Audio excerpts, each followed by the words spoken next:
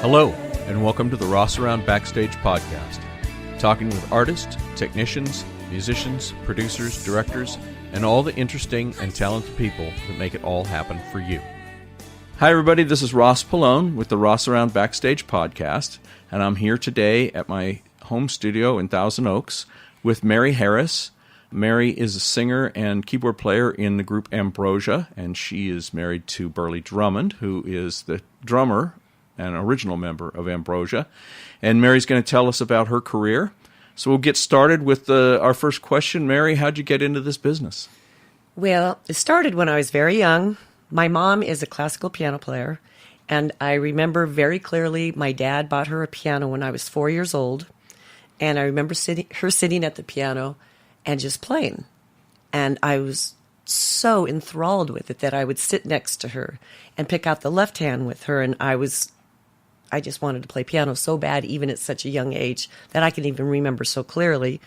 So they started giving me piano lessons at age 5. Oh. And, Now, did you want to play the piano because your mom did, or because you liked the sound of the piano? I don't know. Uh-huh. I remember loving to hear my mom play the piano, but I remember just loving the sound of the piano, too. Mm-hmm. I don't know what it was. It could have been, that my mom was playing it, and I'm the oldest of 5 kids, and was pretty busy, and I saw her sitting there playing these beautiful songs, But I always loved playing piano. I mean, the minute I started taking lessons, it was something that... Did you ever divert to anything else, like guitar or anything? A little bit of guitar, very little, mostly singing, but definitely started out with piano. Piano was, So you're a little child, mm-hmm. and you are getting started on the piano. So mm-hmm. How did it go from there? Well, so I started taking piano lessons. Probably by the time I was in first grade, I just knew that I wanted to be a musician when I grew up. Wow. It never went any other way, but I knew I wanted to be on stage and be a musician. Right then, of course, I was just playing classical music, but I was young, but 4 years old when the Beatles became famous, and I remember watching them and thinking, wow, I'd like to play that kind of music too. But I was pretty strictly classically trained at that age. Uh-huh. Yeah, as most people are. Yeah. And I became a good reader at a young age. So by the time I was in 4th grade, I was playing for weddings. And that was fun. I got to make some money playing for weddings. And in the 4th grade? In 4th grade, because by the time I was in 4th grade, I could read pretty good. Yeah, I'll bet you were. Yeah, you started at 5. So, yes. Yeah, they already had some years underneath. Right. Your belt. And then my sister, also, everybody, all 5 of us kids took piano lessons, but my sister mostly became a singer. So we would do little talent shows together, and that was fun. Mm-hmm. I'd harmonize, she'd sing, and sometimes I'd sing and she'd harmonize, and I'd play piano. And we did a lot of that throughout my elementary school years. And then my brother David, who's 5 years younger than me, started playing guitar, and he became a very good guitar player. So then it became my sister Jackie, my brother David, and myself. We would do family like the Partridge Family. Yes. Now, where were you living? At that time, we were living... When I first started taking piano lessons, I lived in San Jose. When I was 8 years old, we moved to a place called Three Rivers, California, which is right at the entrance to Sequoia National Park. Mm. So it was a small town, but it was beautiful, I kept up with lessons. By the time I was in high school, my younger brother, took up bass. So we started doing a little family band things. You did have a Partridge Family band. We did have a Partridge Family. We just didn't have a drummer until later on. Uh-huh.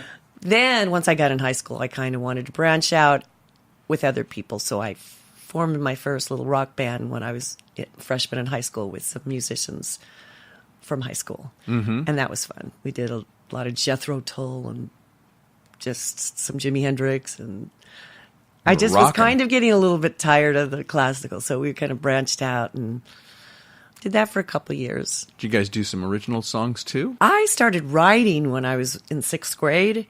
And we didn't do it in the band, but I would do it just myself. Mm-hmm. And that was just fun. And I just would do it at home for my parents' friends. Mm-hmm. Okay. And that was fun. I loved writing music, So I continued with playing in this band for a couple of years, and then I actually got into a professional band where we made some money. In high school? In high school. And they were all older. They were all out of high school. I was the only one in high school. That was probably my senior year, and that was a band called Fair Game. And we became pretty well known in that area. Mm-hmm. Three Rivers, Visalia, even Fresno kind of area. You playing parties and nightclubs and stuff? No, we played in clubs. Uh-huh. We played. I was definitely not of age, but they let you in if you're a musician. Uh-huh. It was mostly clubs. There's a place called the White Horse Inn that they actually built a room off of it called Fair Game just for us. So we'd play every weekend, and people from the valley would come up, and it was a great band. It was a lot of fun. Yeah, it sounds like fun. But is that a big band, or is it? It was pretty. It was guitar, bass, drums, saxophone, keyboards, singing, 2 singers, mm-hmm. and we all sang. So it was a lot of harmony. So that was fun. Cool. But you can only go so far in a small town like Three Rivers. Of course. Yeah. So when I was in my early 20s, or 24 maybe, 24, yeah, I moved to Los Angeles. And my cousin, who's a really good blues guitar player, his name is John Wood. He played with Warren Zevon and a few people, and he was looking for a keyboard player, singer for his band. And his roommate was Burleigh Drummond. And that's how I met Burleigh. And we got in a band together. Ambrosia was kind of on a hiatus at that point. That was in 82. From 82 until 89, Ambrosia was not playing together. Mm-hmm. So we got into this band called Debbie and the Dynamics, and Burleigh and I got together, and the rest is history there. So we played with my cousin and a few other bands. And now you didn't go to college for music. I went to college and I did music in college, but because of this band Fair Game, I didn't graduate because we were playing pretty much every weekend. Uh-huh. I almost graduated from it, but it was a junior college, and I did some music, but it's mostly just to get my requirements out of the way. And then I realized I don't really want to go to school for music because I'm already doing music, and I was so trained all my years of growing up that I felt like I just wanted to. Yeah, that's sometimes a dilemma with musicians. By the time they get into college, if they're really good, it's kind of hard for them to stay with college when they're out there. They're doing what they wanted to do anyway. Yeah. What is a college degree going to do for what I want to do? Yeah. Unless I wanted to teach. I see.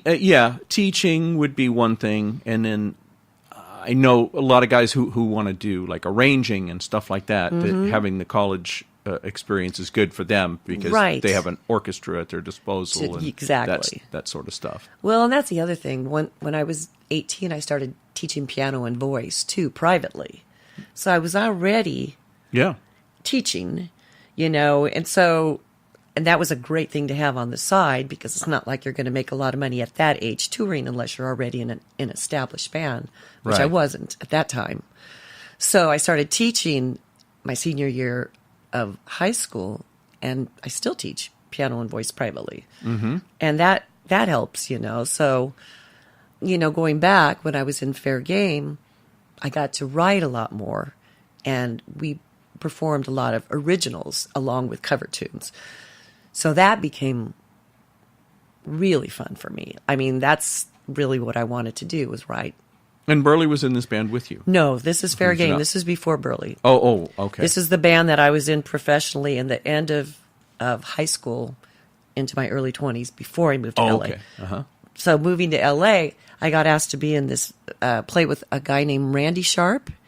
Have you heard of him? The name sounds familiar, but he's I'm not sure. Really good country folk artist, great writer. He writes for a lot of country artists. And I turned it down because of Fair Game.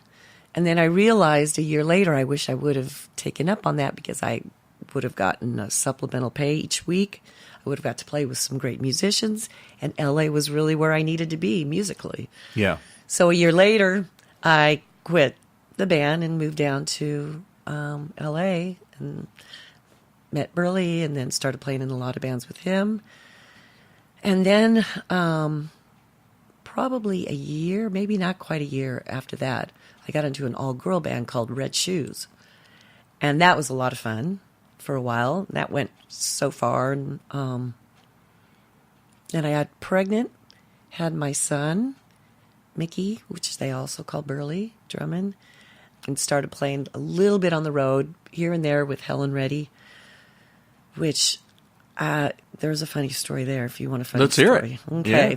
So my son was only 2 months old, and I was just a sub for this girl, Mary Eckler, who's a keyboard player, singer. And so she asked if I could just play one weekend with Helen Reddy. And I said, sure, So I learned the material and the vocals and the keyboard parts. But I still was in baby mode, Right. So one night, after we had, probably pretty late after we got done playing, I went to my hotel room, and my hotel room, the thermostat on the heater was broken. And it was real warm in there. And so I had to sleep without any clothes on because it was really warm. Well, I had a dream. We sleepwalk in our family. I had a dream that Mickey, my son, was crying. So I got up, and in our house, his bedroom is on the other side of the hallway. So I got up to go to the other side of the hallway in my sleep and realized I was in the hall with my door locked, naked. Oh, no. Yes. And it was so embarrassing, but luckily the guitar player was a female. She didn't know me very well because I was just a sub, but I casually walked over to her room and knocked on the door to see if I could get a key to go close first. Yeah, get a towel or something. Yes, yeah. And then borrow some clothes, get a key, go down to the front desk, get a key, and come back up. And at first she looked at me with shock, like, what are you doing? What do you want? Yeah, exactly. Anyway, luckily she let me in. I got some clothes. I went down and got my key and went back up. But I never, ever slept alone in a hotel room naked since. Yeah. So that was kind of a funny story there. Anyway, so that's my Helen Reddy story.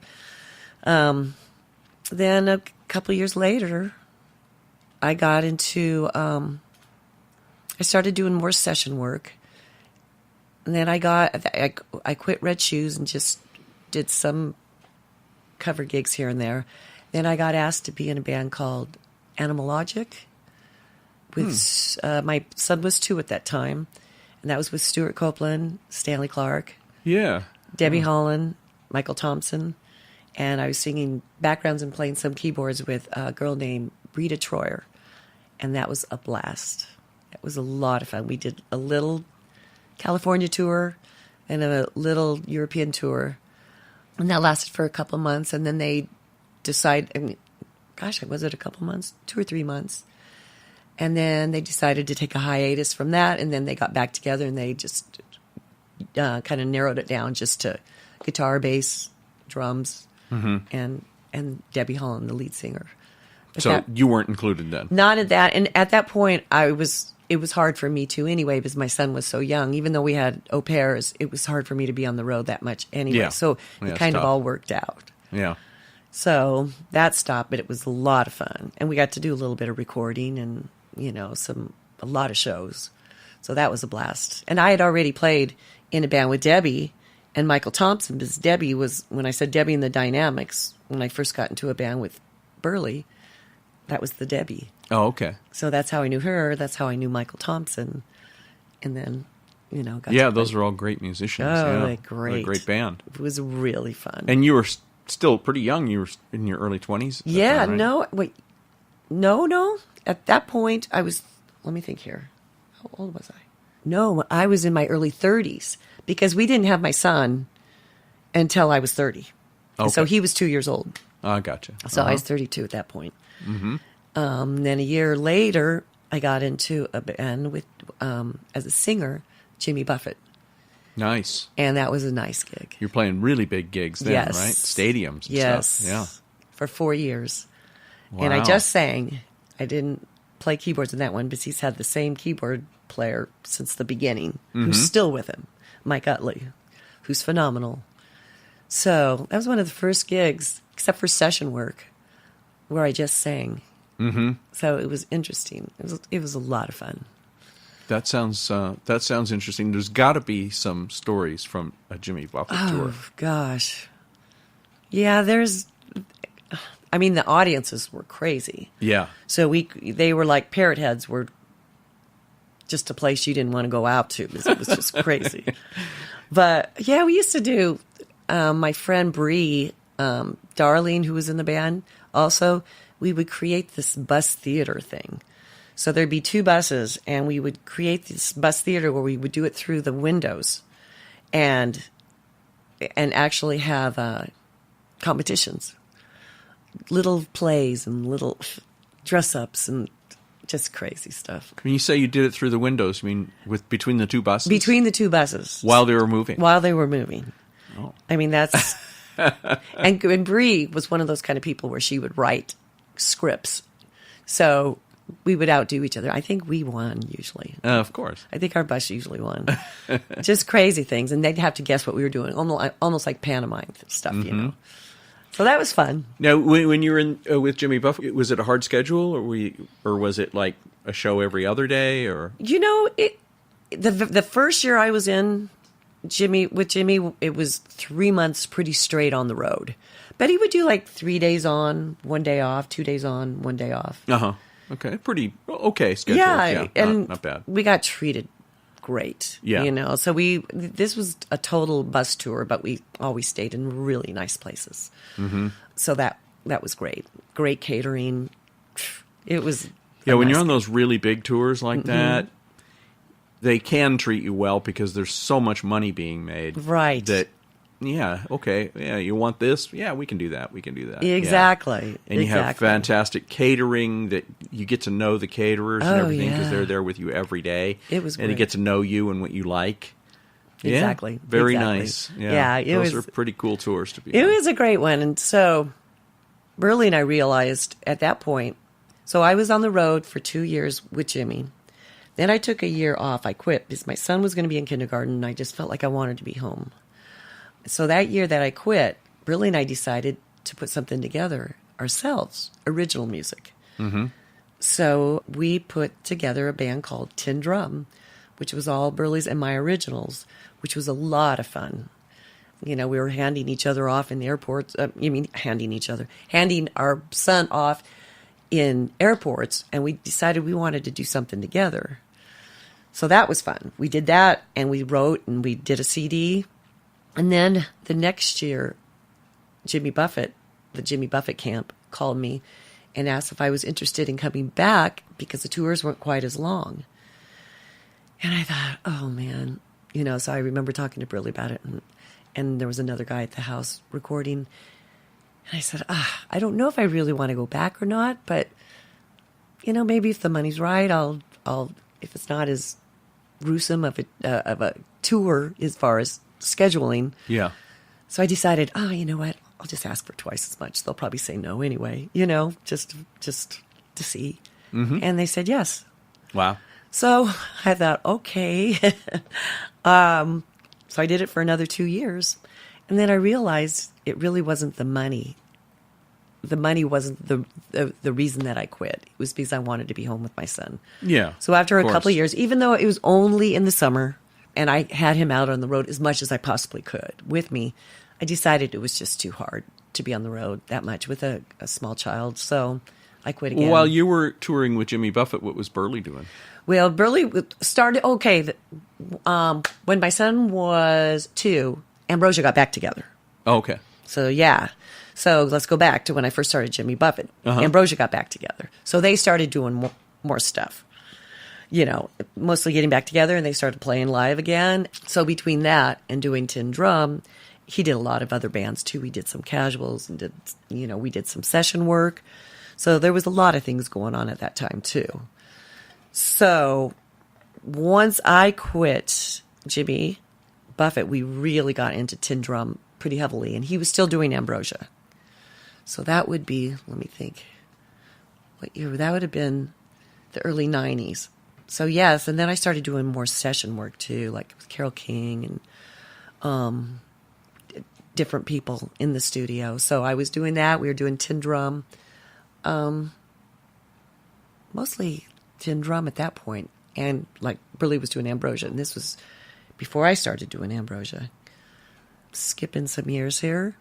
I started helping out Ambrosia from time to time with backgrounds, even when Dave Pack was still in the band.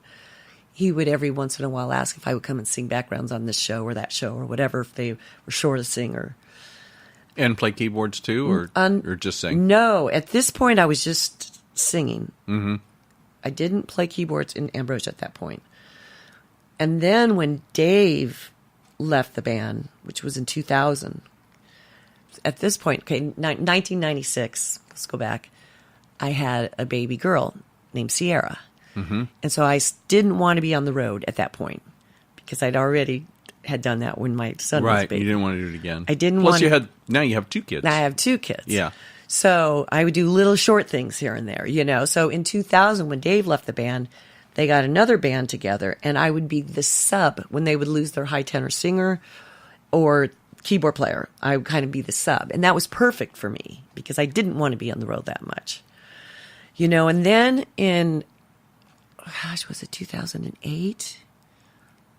When Ken Stacy got in the band? I think that's the right date. I'm not sure. He had a little boy, a little baby, and he would only do the in-town gigs and not the out-of-town gigs.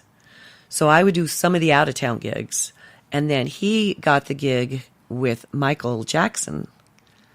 I'm not sure what year that was. I'm jumping ahead. And so they had to get someone more full-time, and that's when they got Rick Cowling, who played keyboards and sang, and played guitar and sang. But it turned out he was very busy with his casual band, and he couldn't do it a lot, so I probably did half the gigs. Mm-hmm. By then, my daughter was already in high school. She kind of had her own life. It was easier for me to be on the road. And then we just decided it was too hard because Rick Howling could hardly do any gigs. Mm-hmm. At this point, then they got Ken Stacy as one of the lead singers, and I became the full-time keyboard player singer. Mm-hmm. And that would have been, oh my gosh, 6-7 years ago, something like that. Okay. And it's been one band since then. Yeah. Ambrosia. Yeah. And that's what I'm doing now. And also Burleigh and I are also playing with Bill Champlin, which is a lot of fun. Yeah. Yeah, that would be fun. In a band called Wonderground. We started that a year ago, and phenomenal musicians. And I get to play keyboards and sing in that, and that's a lot of fun. But definitely Ambrosia is our it's your main thing. Now. Yeah. And that's a lot of fun. Right. And I'm fortunate enough to, when I'm in town and you guys have gigs, you call me and I go out and do live sound with you guys. And we it's love lots it. of fun. We love it when you're in town and can do the live sound. Well, I love it us. too. It's a blast. The music is fantastic. It's a great band. Got powerful vocals and everything. It's really fun. Yeah, it's really good. That's great. And of course, Ambrosia has so many great songs. It's fun. It's a lot of fun. And it's great because there's so many vocals that even though I'm only singing lead in a couple parts of songs, I'm singing in every song because there's so many harmonies, and that's part of the fun. Right. All the harmonies that there is. And you guys, as Ambrosia, you guys are doing shows all over the country. Yes. Yeah, because you just recently did some shows in the Midwest, right? Yes. We tend to be mostly in the Midwest and Florida and back east, and we have a few shows coming up in California, which you're going to be doing sound for, which we're so excited about. Yeah, one in Santa Clarita and one at the Coach House down in, what's the name of it? San Clemente. Or San Juan Capistrano. Yeah, San Juan Capistrano, something like that, yeah. Yeah. Everybody knows where the Coach House is. Exactly, yeah, so that'll be fun. Yeah. So that's coming up, so we're excited about that. I always tell people, go on ambrosialive.net if they want to know our schedule, because I'm terrible. Yeah, it's hard to remember all that stuff. Yes, I'm terrible. So now, you're playing with Bill Champlin and Ambrosia. Mm-hmm. Anybody else you guys are playing with? No, not right now. Burleigh is. Burleigh's playing with Player. And Ambrosia backs Peter Beckett. We back John Ford Coley. We back Terry Sylvester from the Hollies, sometimes Al Stewart. So I feel like we get to play with a lot of different people and Bill Champlin. You know, when we're not doing the Bill Champlin band or the Wonderground band, sometimes we have him go out on the road and we do these package deals.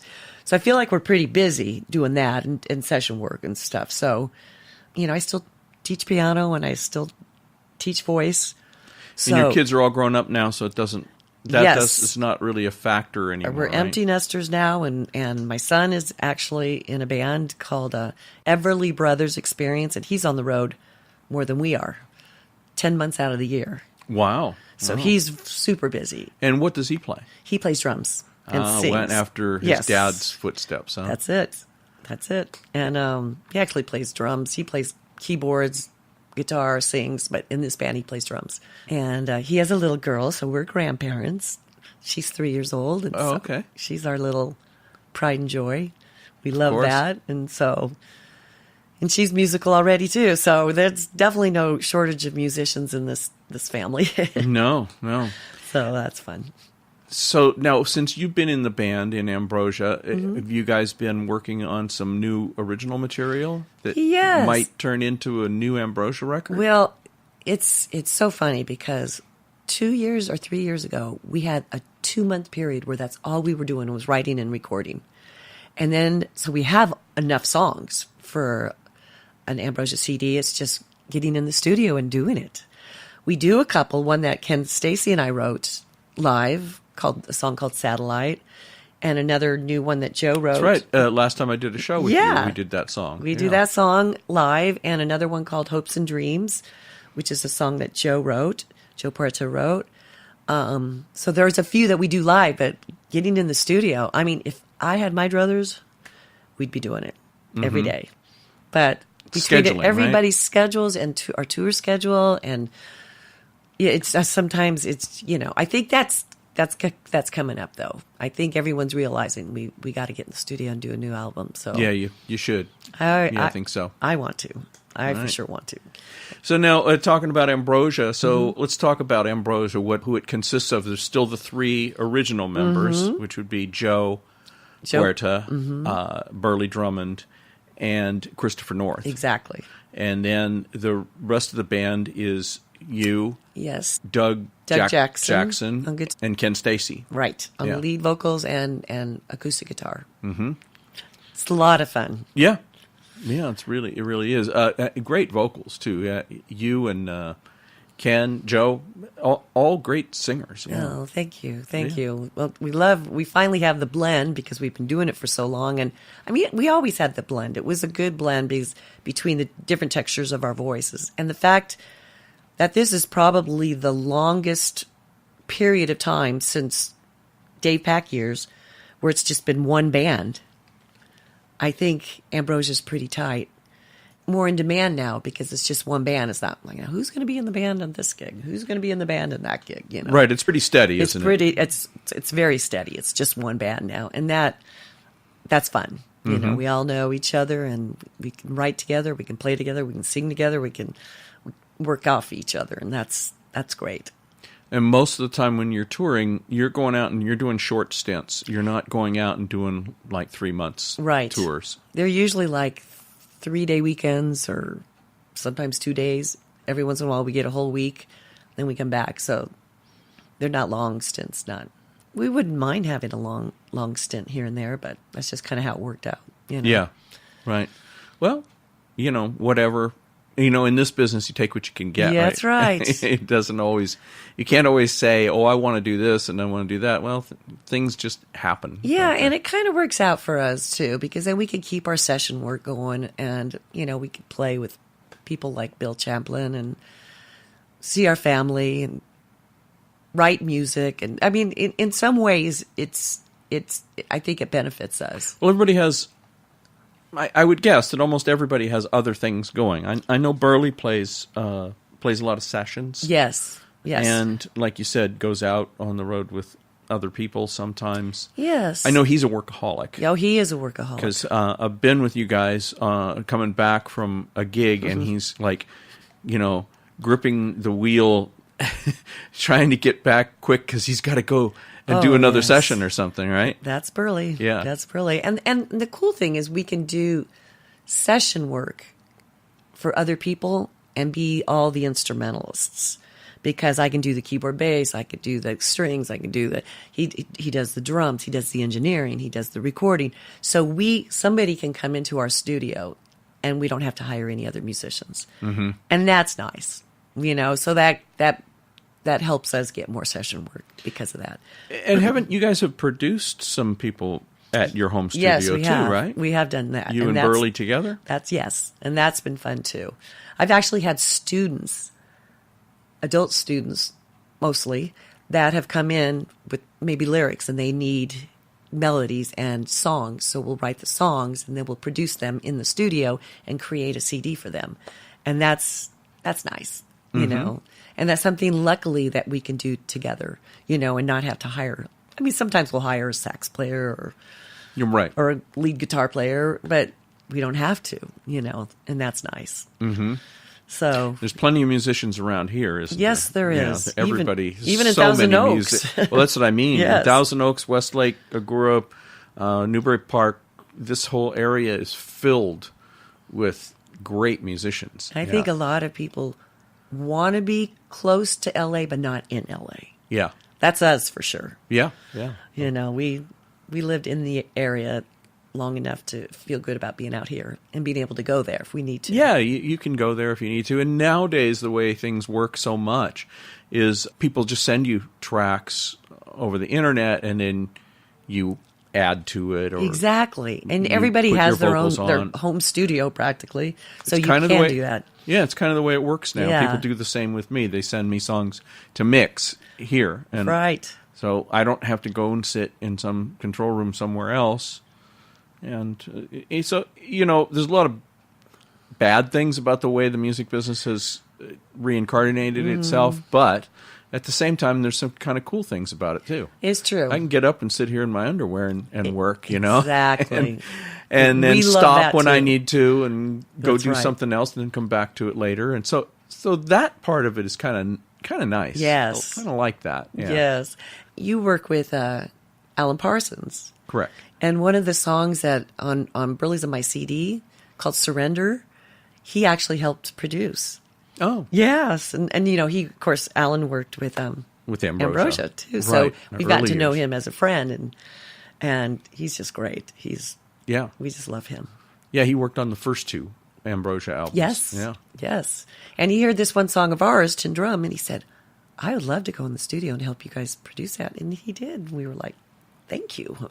Nice. Yeah. So, Yeah. And it ended up being probably our most popular song of Tin Drum is Surrender. Uh-huh. Now, Tin Drum did one album? 3. Oh, you did 3? Yeah. Wow. We've got three albums.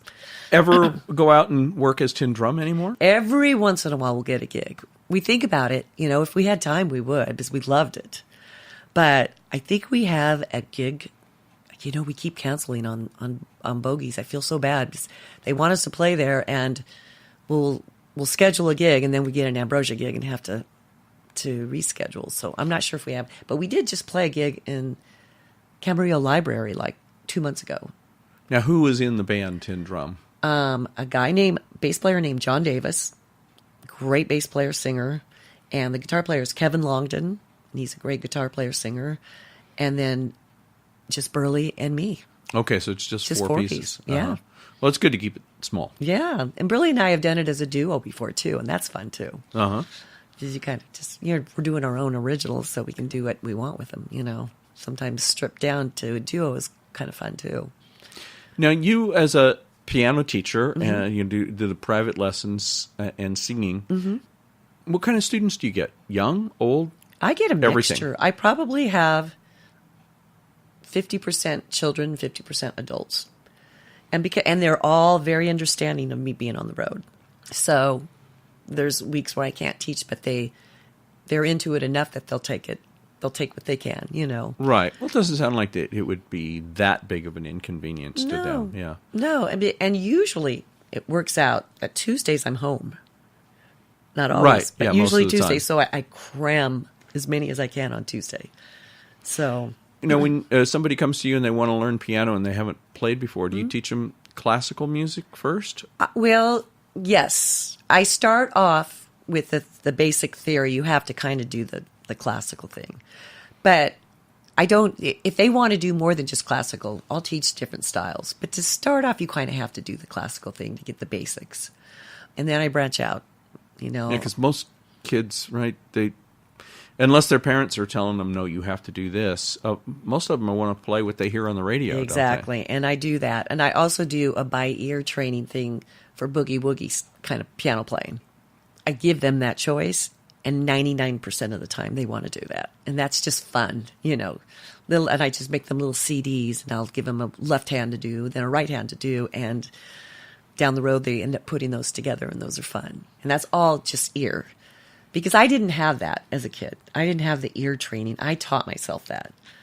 Right. I just had the typical classical piano teacher. Which is kind of stops people from being a soloist then, really, right? Because exactly. And I mean, that's when I started getting in bands. I had to teach myself. Yeah. And so I always feel like it's a good thing for my students to get that I think so, for practical purposes. Unless they want to just play classical. I do have students that just want to play classical, and that's okay too. Mm-hmm. But most of them want to branch out. Yeah. Right. And what about the vocal training? Same with vocal training. Like, I've had 3 different vocal teachers, and one of them was totally classical, and the other 2 were pretty much all styles of music. And I do the all style thing. And then again, someone comes in and say they just want to learn how to be a Broadway musical singer. And I'll do that if that's what they want. I wouldn't say that I would be the best opera teacher, although I do opera if they want to do opera. I would recommend somebody else if they just wanted strictly opera. Yeah, that seems like a whole different thing. It is, but I do some opera just because it's fun and it's good for that part of the voice. But if they strictly wanted to do opera, I would say I would recommend other teachers. So that's kind of fun. Because I think in doing singing, every style works a different muscle of your vocal box. And so if you're singing rock, that's going to work more of your chest voice. If you're singing opera, that's going to work more of your head voice. If you're singing country, they all have different aspects to the muscle of singing. Yeah, it is a muscle. I know, if you don't sing normally, like I don't sing normally, you get in the car by yourself and you start singing and you sing a couple lines and you're going, I'm dying here. I can't sing. Exactly. Because it's a muscle that has to be maintained. Just like if you want to have big biceps or something, you gotta keep training that, right? Absolutely. You have to do the warm-ups and you have to do the singing to keep it up. You could damage your vocal cords if you don't. Mm-hmm. And you try to sing. Yeah. You can definitely damage. And my daughter did that. She had polyps from singing and not warming up enough and stuff. And she's a really good singer. We do family band stuff sometimes now, kind of like when I was a kid. But Burleigh, my son, and Sierra and we do family band stuff sometimes, and that's fun. Just at home? Well, sometimes we'll play out here and there, but not, we did a little bit my son just got married. We did a little bit at the wedding. He's on the road so much that to do it out is kind of hard, because he's literally on the road 10 months out of the year. And his new wife is okay with that? Yes, well, they go with them. Well, his wife and his daughter goes with them 90% of the time. Wow. So, yes. So they do it a little differently than the way I did it when my son was young. That's hard. It is hard. Dragging a family along with you it on the is, road. But they somehow manage. And they're building a school bus into a house to take on the road. Family bus. Just for them? Just for them. So we'll see how that works. Wow. Well, you most certainly have a musical family. Yes, yeah. yes. Dating back to your parents, and now you've handed it down to your children. Yes, my mom, not my dad. My dad was tone deaf. My mom was very, very good singer, good piano player. And all 5 of us kids took after her, so we got that gene. They say that's the most hereditary gene there is music. Is that right? More than academics. Well, I'm not surprised. I mean, I've done a lot of these interviews, and so many of the people that I interview, they all either have a mom or a dad that was either musical. a musician or Yeah. an aspiring musician or at least somebody who really loved music Yes. in some way. In They that- were a music, collect records or Right. listened all the time. Or it could be a grandmother, maybe not even your parents, but it's such a hereditary trait that you can go back a couple of generations, Yeah, and the big important thing there is that your parents are supportive of you when you are growing up, yes. because some people, they look at their kid being a musician as like the worst possible thing that could ever happen, And so they don't expose and they them. don't Yeah. they don't stand behind them, they don't push them, they don't kind of help them along with that, which may be smart, maybe not. For a living, maybe. Yeah, Well, I've had adult students that start from square one that say their parents never even exposed them to music, and they turned out to be pretty good musicians. Mm-hmm. So, yes, I mean, the fact, I always thanked my mom and dad for giving me piano lessons when I was young, because I literally knew I wanted to be a musician from the day I started piano lessons. I knew that. I never thought of anything else but wanting to be a musician when I grew up. And I might not have had that experience at such a young age if they didn't expose me to music, and piano lessons. Yeah, really important. Yeah, so that was good for me. And here I am, still doing it. Yep. Well, you and your husband are both making a living. Yeah, we get to travel together and travel together. Yeah, so that's great. And you're not having to work at Walmart or something, and Exactly. you're making a living. And we're doing that's what we a big love. deal. And we're making a living, and it's good, and we're together, and we get to travel and work together and not be apart from each other like we have been a little bit in the past. Yeah, when sure. we're with other bands, so this definitely works out. But that's not always a bad thing either. To be Yeah, apart. from time to time. Yeah. Yeah, no, it was harder being away from my small child than being away, because he understands. I understand. When he was on the road, I would understand, and when I was on the road, he would understand, because we're both musicians. So Yeah. that was never a problem. Any juicy story? No juicy stories from the road? Gosh, I can't think of any. Just that one embarrassing Anything Helen that's- Reddy story. Anything that sets, as being a female on the road, any problems, or does that make it harder or easier or anything? No, I have to say that being a female musician, you really have to stand your ground, because there's not a lot of, there is now more so, but there's not a lot of female keyboard singers. There's a few. There's some great ones out there. Right. But there's, and so you almost have to prove yourself more because you're a female. And that kind of irritated me a few times through the growing up years. It's like, don't even think of me as a female. Think of me as a singer, as a keyboard player, and compare me in those ways. Not necessarily. I mean, in some ways, it benefits. Well, yeah, because you can, because especially you want if you're that a singer, female voice. You want that female voice. Sometimes You know? it benefits, but sometimes you over have to prove yourself, especially as a keyboard player. As a keyboard player, I can see, because there's probably a lot more male keyboard players out there than females. Exactly. But on the other hand, if you want a female voice, you got to have a female. Exactly. You And know? so in some ways it's been great, but every once in a while you get that little bit of chauvinistic attitude. And I've had to kind of stand my ground in different situations. And I feel like I've come through, in a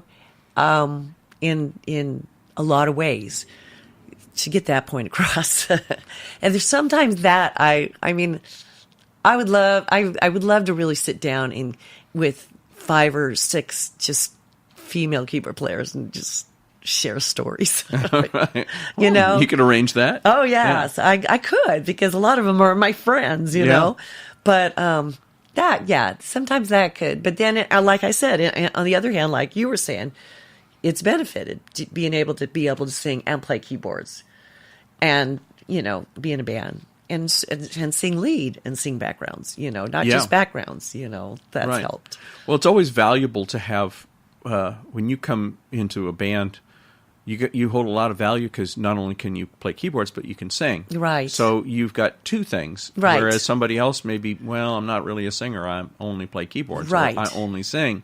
So you've got some advantages there because everybody wants everybody to do more than one job Right. if you can. And the original Ambrosia, not the original, but the most touring part of Ambrosia, when Dave was in the band, that's what they had. They had a keyboard player, and then they had a separate singer.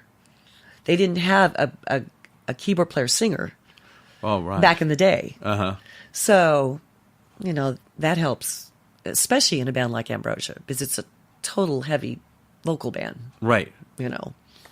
3 or 4 part harmony pretty much on every song.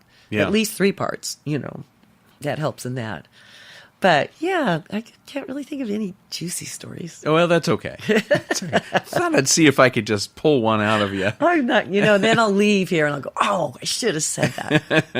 I should have remembered that, but I can't think of any, not offhand. In that case, then, we're probably done because I don't have any other questions for you. You've fulfilled all my expectations. Great. You told me about your whole career story and Pretty how much you my got whole life, huh? your whole life, how you got here. Yeah. Well, Yeah. congratulations on the wedding. Thank and, you. And I'm glad that it's working out with Ambrosia. And It is. keep It's calling great. me because I love doing the gigs with you guys. It's we a lot of love fun it. for me. We love it, Ross, when you're available. You're our favorite. Oh, thanks. You are. It's very nice. I You appreciate are, it. I like it. definitely. All right, Mary. So we'll say goodbye. Okay. Say goodbye to everybody, Mary. Goodbye. All right. See you next time. All right. Thank you. Bye-bye. We are currently looking for sponsors for the Rossaround Backstage podcast so that we can continue to bring you interesting stories like the one you just heard. I can be reached through Facebook or email me at rosspallone.com. Thank you for listening. Fall through the cracks of what's in